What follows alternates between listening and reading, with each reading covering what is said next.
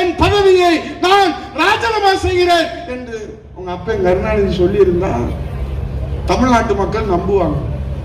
சர்க்காரிய கமிஷன்ல இருந்து தப்பிக்கிறதுக்காக நீங்க தாரை வார்த்து கொடுத்துட்டு போயிட்டீங்க. 50 வருஷம் இன்னைக்கு வரைக்கும் எத்தனை மீனவர்கள் இறந்திருக்கிறாங்கன்னு கணக்கே இல்லை. அந்த பிரச்சனைக்கு யாரு? உங்க அப்பன் தான் காரணம்.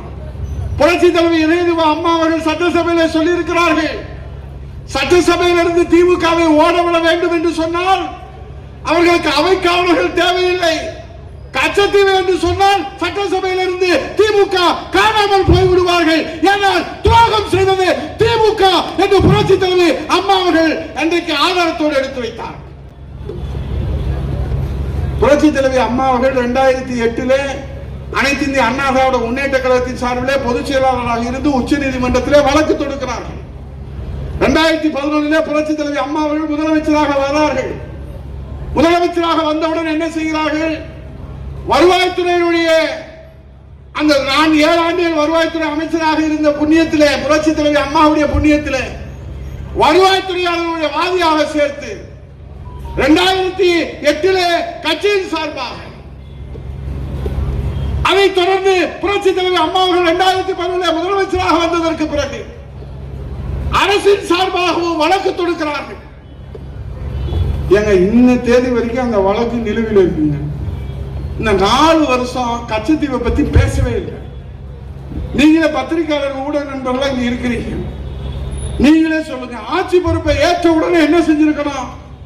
எங்க அப்பா கருணாநிதியை ஏமாத்தி இந்த தமிழ்நாட்டில் இருக்கிற கச்சத்தீவை அவர்கள் எழுதி வாங்கி கொண்டு விட்டார்கள். ஆனா தகவல் உரிமை சட்டத்தில் எங்க அப்பா குதிரைக்குள்ள வெட்ட வெளிச்சமா எடுத்து சொல்லி இருக்கிறாங்க. வெளியுறவுத்துறையுடைய செயலர் consult with honourable chief minister of தமிழ்நாடுன்னு வெளிச்சமா ஜூன் 1974 அதுல போட்டிருக்கு. எப்படி முதலமைச்சரை கேட்காம கொடுப்பாங்க? புரட்சி தலைவி அம்மா சொன்னா பெரும்பாரி வழக்கில் நாடாளுமன்றத்துடைய 2 அவைகளை கூட்டத்தை கூட்டாமல் அனுமதி பெறாமல் இந்திய அரசியல் அமைப்பு சட்டத்தில் அமெண்ட்மெண்ட் செய்யாமல் இந்த ஒப்பந்தம் செல்லாது.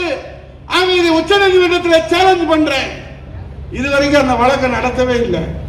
சரி, ஆட்சி பொறுப்பை ஏற்றவன இதை பத்தி பேசியிருக்கலாம்ல, இருமொழி கொள்கை பத்தி பேசியிருக்கலாம்ல, முல்லை பெரியாறு பேசியிருக்கலாம்ல, காவேரியை பேசியிருக்கலாம்ல, எதை பத்தி பேசல. விடுத்தா நாளைக்கு தேர்தல் வரப்போது, அதனால எல்லாத்தையும் பத்தி பேசுறாங்க. புரட்சி தலைவி இளையராஜா அம்மா அவர்கள் காவேரிக்காக ஒரு நீண்ட நெடிய சட்ட போராட்டம் நடத்தி தமிழ்நாட்டுடைய உரிமையை பெற்றுக் கொடுத்தார்கள். முல்லை பெரியாறு